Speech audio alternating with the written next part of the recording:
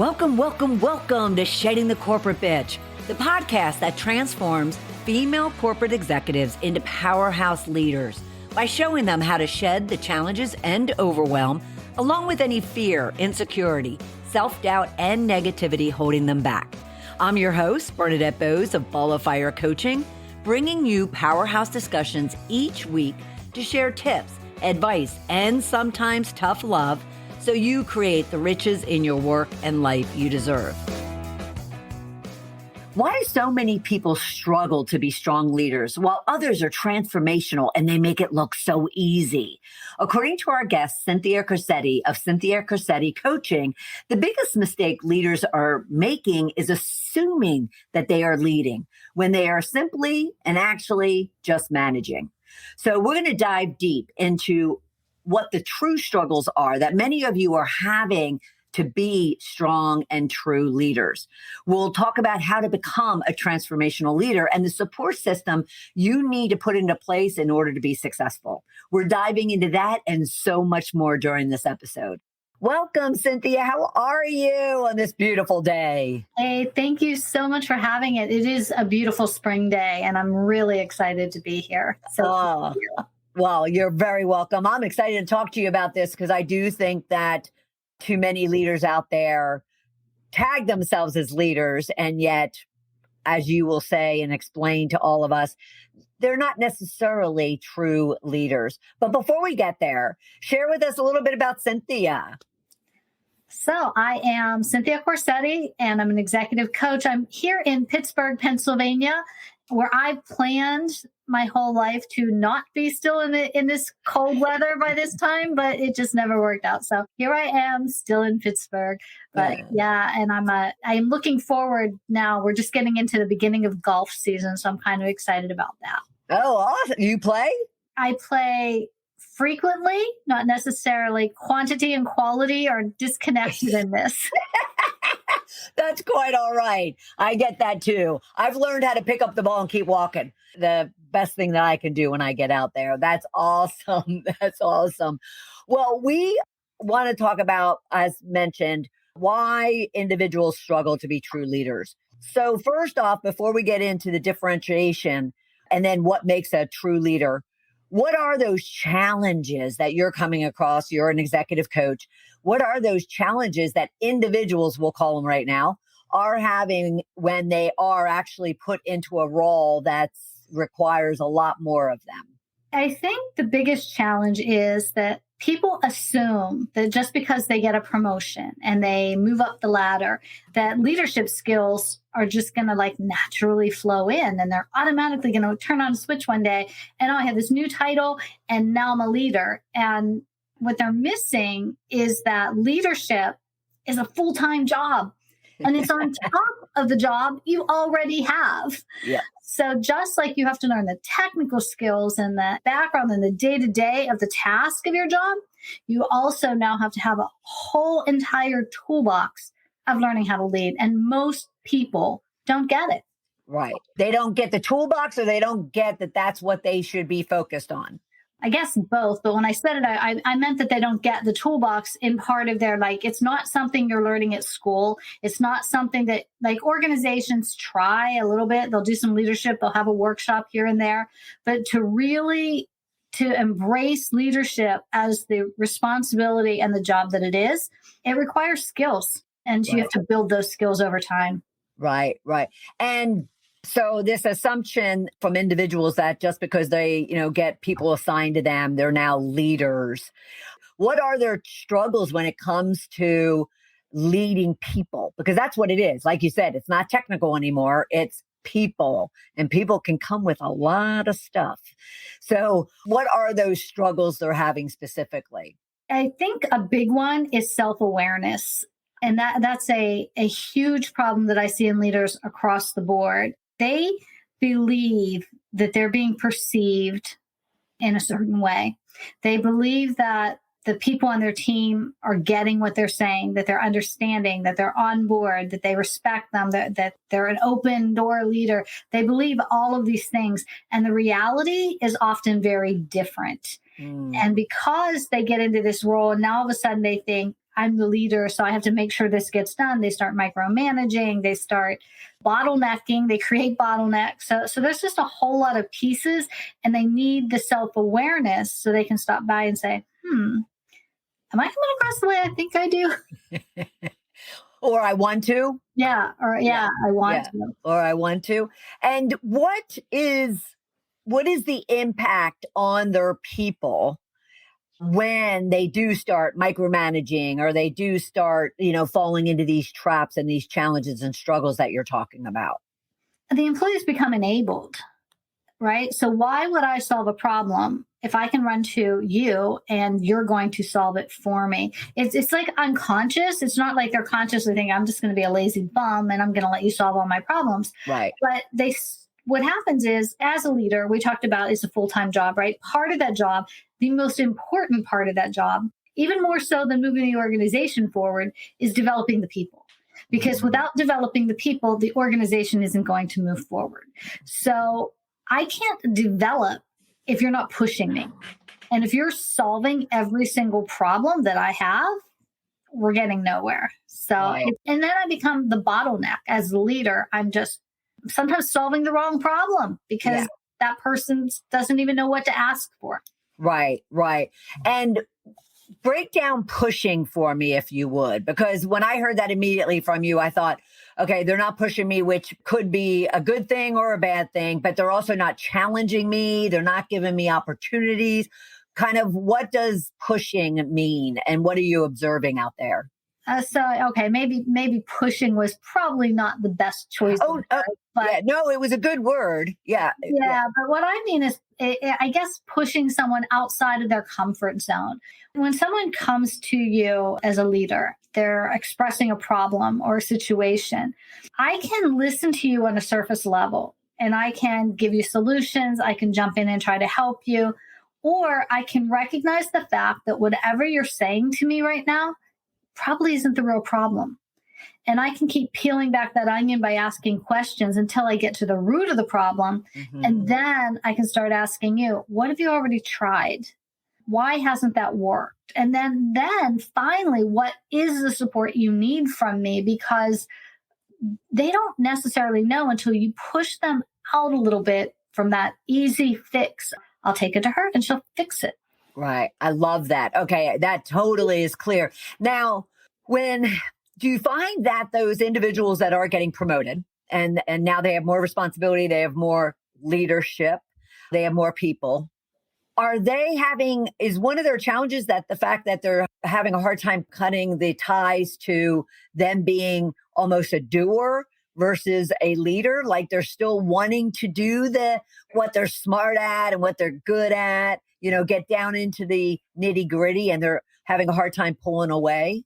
I think that's part of it. But what do they say? What got you here is not what will get you to the next level. Right. And I don't necessarily think that it's so much that they don't want to let go. I think a lot of, especially new leaders, when you first become an executive, I think that they're afraid that if they step back, they won't be considered worthy of being in that role.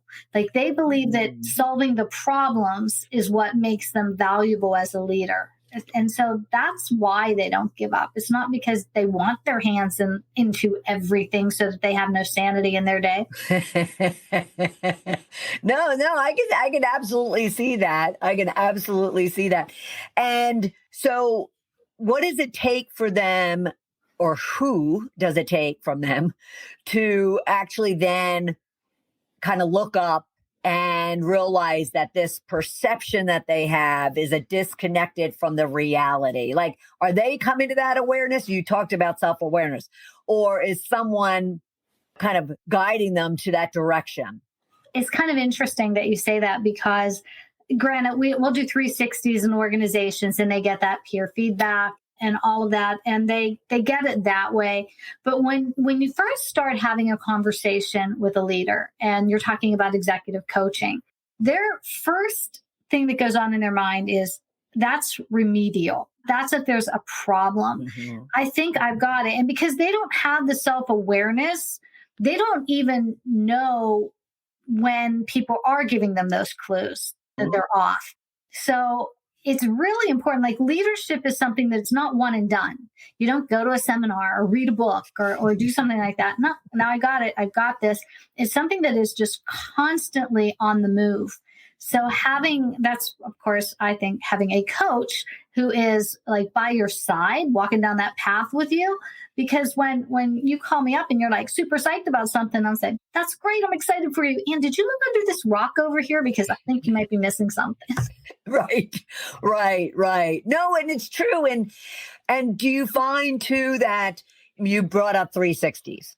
And do you find too, going back to self-awareness, that they could read all of this content in this black and white context, and yet they still, for whatever reasons, which maybe you have an idea of, aren't picking up on the fact that that content is someone's reality of how they are behaving or how they are leading or not leading. And how do you get someone to actually kind of acknowledge that and really be open to receiving that versus saying, oh, no. Well, that was just one person or one case and they're denying it. So there's a couple of things here. First of all, when I do 360s, I do interview 360s. So I'm not into the 27 people said this. I say, give me 7 to 8 of the people you interact with the most in your organization. I want some peers. I want some subordinates. I want some supervisors. I want somebody outside your organization. I want your wife. I want, your husband, whoever it is. I want those people. And I schedule 45-minute interviews where I ask them all the same questions. Right. So that I have a dialogue. So when I go back, I can really talk about themes and patterns, not who said what, but really give them more than just a 360. So I kind of like that approach. And the other thing I share with them is a story about myself when I was an executive VP, and I'm in HR, so I've got this. I know what I'm doing. I'm a people person. My door's always open. I was like rocking it, and we did 360s. And when it came back, I was like, I'm reading it, and like all of my peers, people at my level, loved me. But people down lower said, she's unapproachable. She doesn't talk to us. I was like, no way. Like, I know this stuff. So if I can be that far off from my reality, and you said it, right? The perception is the reality for that person. So it doesn't matter what I think I am. It 100% matters how they perceive me. Right. But how do you get I'll call it stubborn for being nice, or egotistical on the other extreme, individual to actually get to that point to where they say, obviously there's something there? Honestly, if they are not receptive in the first place, when someone comes to coaching in any way, they have to come because they want to improve. They want to keep growing. So if they come with this attitude that I don't have anything to grow, then they're honestly wasting their time. And I have turned down clients for that very reason. I only work with like high achievers. Right. I don't work with remedial stuff. Right. It's not worth the time. It's more of a headache than if they're not willing to change. Right. You probably are like, I can't get you there. Yeah, I learned early on, if the organization's calling me because without me, you're going to get fired, you're just going to get fired 3 months from now. So instead of me executive coaching you, let's go into my career transition program. I laugh, but it is a true scenario. So I don't want to disrespect that for anyone, right. But it is so, so true. Now, someone can come into that. I would expect that somebody can come to you with initial apprehension because one, they just are now filled with fear and paranoia and concern, but yet they have a desire to consider and maybe shift. So do you find that there are people that are willing to, they just need a little bit of a nudge, but they also need to know that they have the support? They do. And I think a lot of that comes when they're willing to. The coaching relationship is pretty critical at that point. Yeah. That trust has to be there. And once they have that trust, they will open up and be vulnerable. And that's the place, that vulnerability is the place where transformation begins. Sure. So that it is true that if they're open, at least the hearing it out. Yeah. Yes. Yes. Yeah. So that's a great segue because you do talk about one needing to be a transformational leader, but I want to lead into that with, so we've talked about the struggles. What are those few skills that are must have for one to be a transformational leader? And then how do they get there? We'll talk about that afterwards.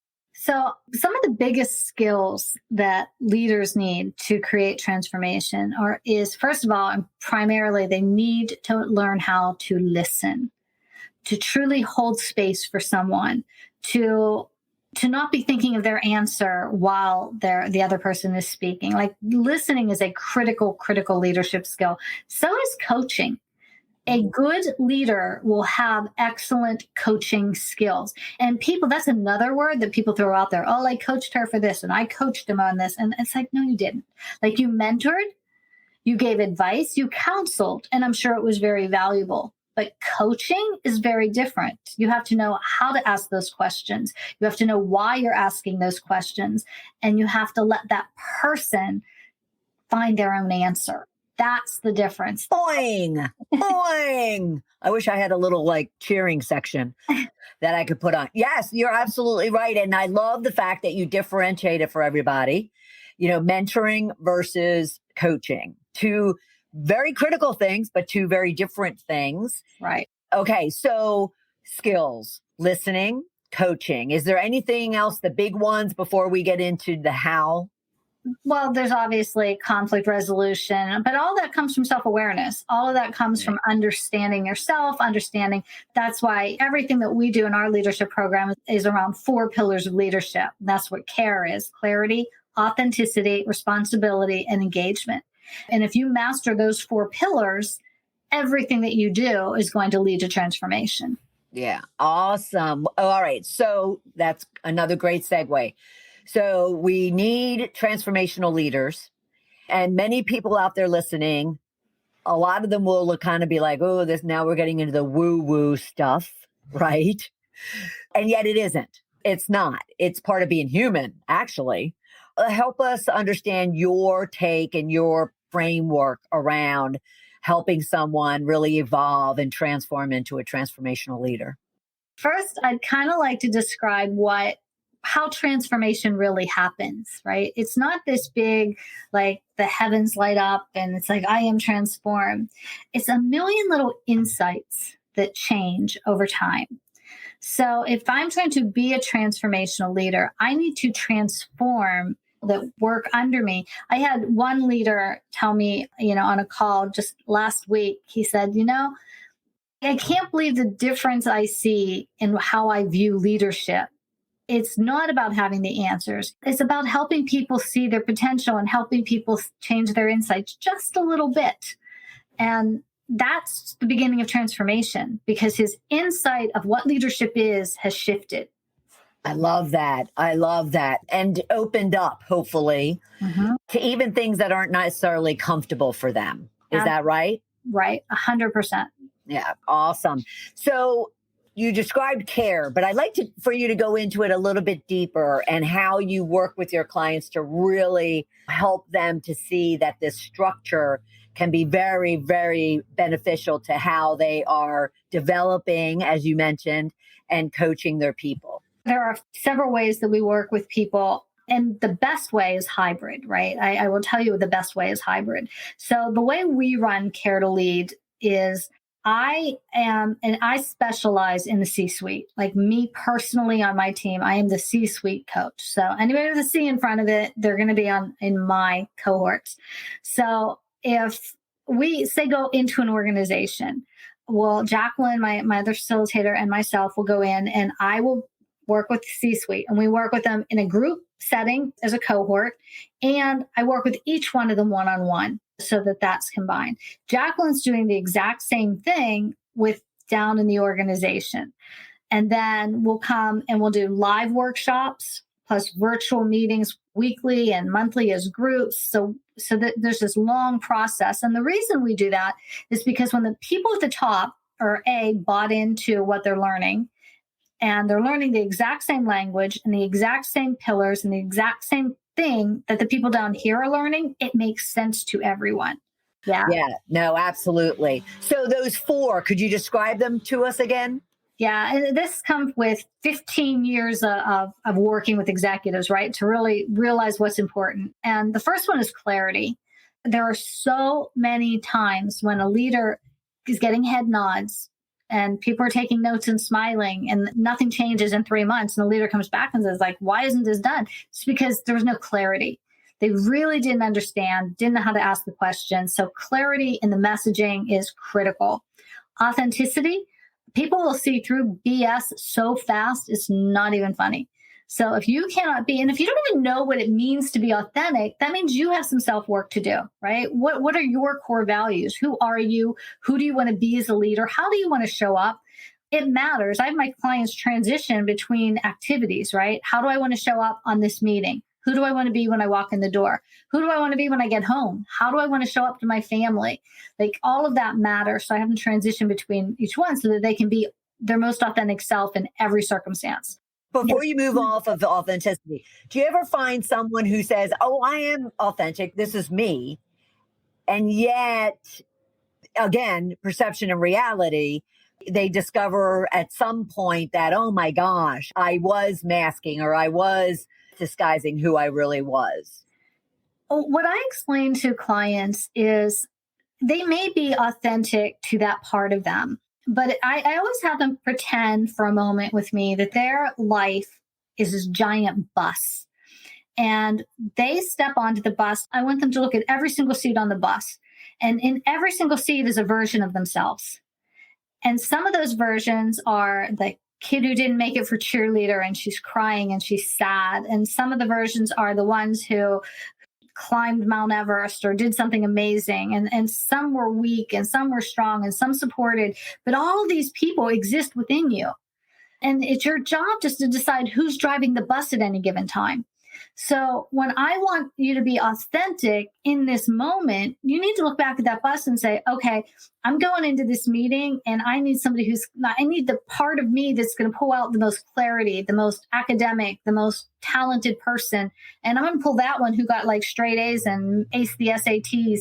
That's who's going to drive the bus right now. So when you realize that those pieces of you are there and they're always going to be there. You just have to learn who's driving at any given time. Then you're authentic.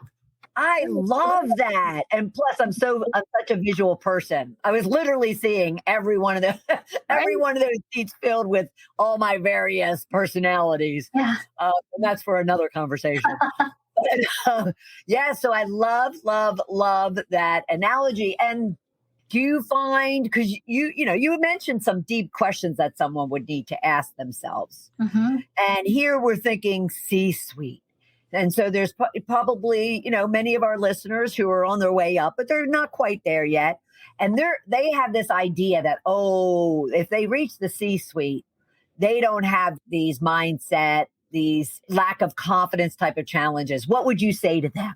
I would tell them that for coaching executives at that level for as long as I have, one of the most common things I've heard is that the reason people have gotten to that position isn't because they're talented, isn't because they're smart. It's because they are scared to death of failing. And so they're there because of all these things, Right. They pushed ahead. But I look at it as all these little issues maybe got you here because you pushed really, really hard and you got up to this C-suite. So you think, this has gone away. But really what it is, it's like a beach ball and you're holding it under the water. And eventually, if you don't figure it out, it's going to smack you right in the face, just like that beach ball. Or you finished A, so then we go to R. Okay, so that's responsibility. And what I teach in our programs is everybody has 100% responsibility. We are like can I swear on here? We are like the bullshit free zone. Like when you come to me and you say, we didn't get it done because IT didn't do their job. That's fine. IT didn't do their job, but we can't control that. What is in your control? Did you follow up with IT? What else can you do? Because when you don't do that, you're a victim. If you don't take responsibility, you are a victim because it's going to happen again and it's going to happen again and again and again. But as soon as you say, IT didn't get it done this time. So next time, I'm going to make sure that I follow up with IT. I'm going to make sure I see if IT needs any support. And I'm going to make sure way before the deadline if anything's falling apart. Now I'm empowered because I'm not just putting it out there on IT and say, oh, well, they didn't get back to me. Love it, love it, love it. Okay, so then we move on. And that would be engagement. That's the last piece, is keeping people engaged, which that is where you dive into really sharpening your coaching skills a lot, and building trust within the people in your organization. We like to do a lot of cross-functional peer. That's why we're starting these cohorts outside of organizations, because research shows that leaders grow when they have peer support, right? So they grow together, they learn from one another. And we do a lot of that in engagement. We teach peer coaching and how to do it. But that can only go so far because this peer and this peer, they don't know what they don't know. So then we have to bring in knowledge transfer. And that's engaging with people up higher, but it's done in a structured way. So it doesn't turn into a bitch session. It turns into a productive conversation that transfers the knowledge from where it is to where it needs to flow. And then what do you do when engagement might go upwards, but is there any engagement downwards to then make sure that they understand kind of the effects that what it is that they're doing and how they're doing it is having on their people beyond the 360s? But do you actively get them also a part of this framework, working kind of with their people? Well, that's especially when we work with organizations, we do. That's why I'm in the executive and Jacqueline's in the other, but we bring them together 4 times a year in a very structured way in a live full day workshop. So everything else we do is virtual. Like my one-on-ones are virtual. My group coaching with the executive team is virtual, and Jacqueline's doing the same thing. But 4 times a year, we come live in person, do a full day workshop. Right. So all of these skills and everything come together, and we've built rules of engagement, and we've built trust and psychological safety. We've worked really hard on those things in these groups. So now there can be dialogue and you can hear one another and you know the questions to ask. So that's all part of the knowledge transfer. That's fabulous. And what is your response when someone might say, well, that one, do they ask you, how long is this going to take? Can we get this done in like 3 months? Or what is this really going to involve from a time perspective, let alone investment perspective, but from a time investment perspective?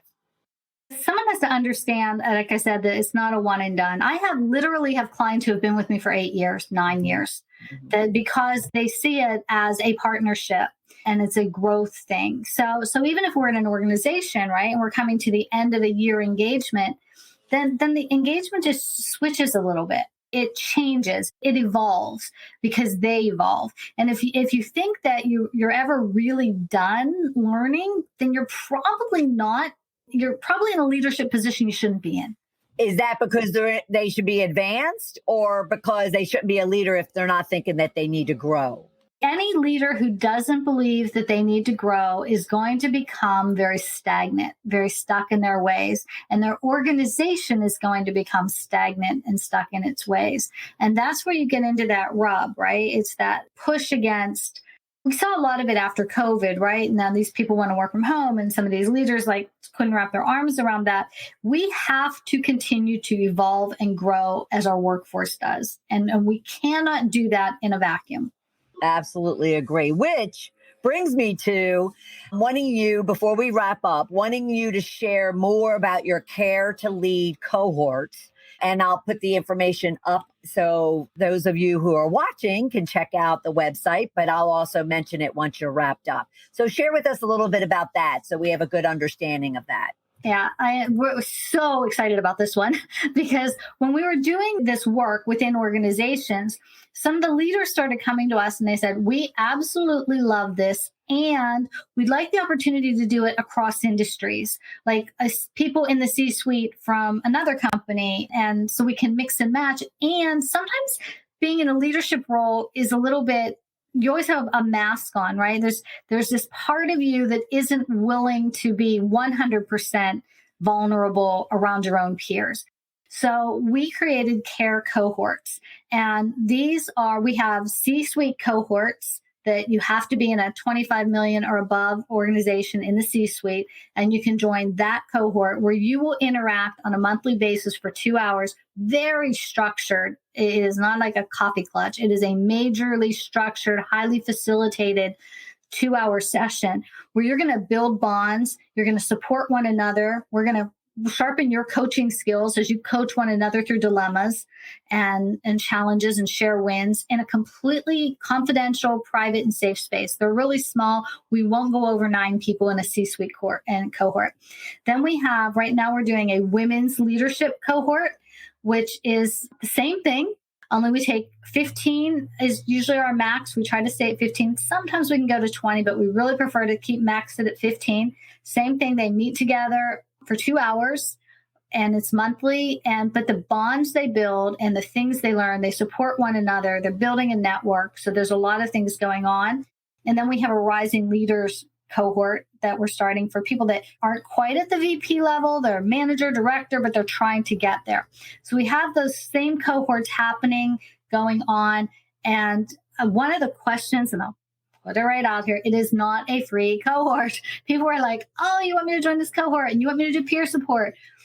This is a expertly facilitated. We do world-class stuff in these groups. So it is a pay-to-play, but you are playing with the absolute best people out there. So we are thrilled about them. Right. Well, and I have to tell you, it also, I'll put a plug in for you because it just expands one's, not only their knowledge and, enriches, and enhances their leadership style, but it expands their network. It expands the opportunities that might be in front of them.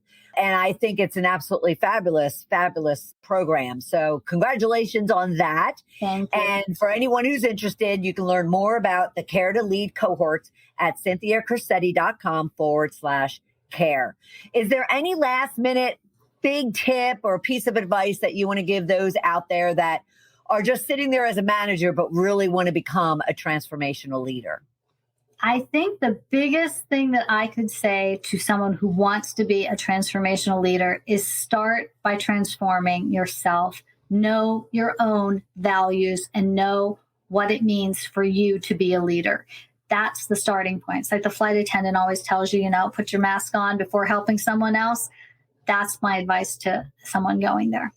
That's awesome. And you can learn more about that as well at cynthiacorsetti.com. Cynthia, thank you so much. I so appreciate you coming and sharing all this awesomeness with us. Well, thank you so much for this opportunity. It was so much fun talking to you. I appreciate this. Oh, you're very, very welcome. Again, go to cynthiacorsetti.com for all the information about Cynthia and her team and the programs that she has, because you do deserve to be a transformational leader. And you can be. And you can be.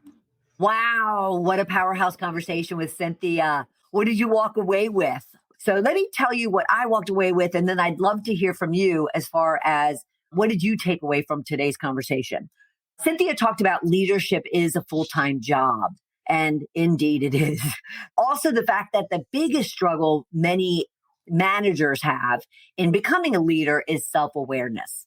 And tied to that, she raised up the whole concept around perception versus reality. And we actually had an episode just recently that you can go back and listen to or watch around perception versus reality.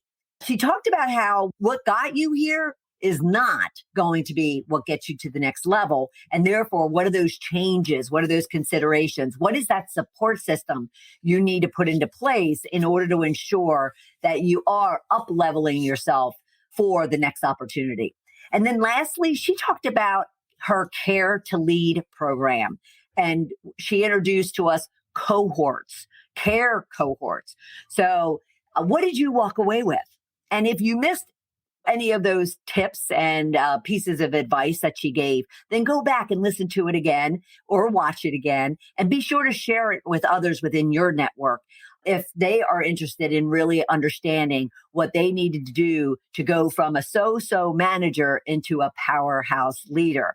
I am so glad that you are here with us this week, and I'll look forward to having you right back here for our next episode. And be sure to go to sheddingthecorporatebitch.com for all of our previous episodes. Take care, everyone, and have a fabulous, fabulous week.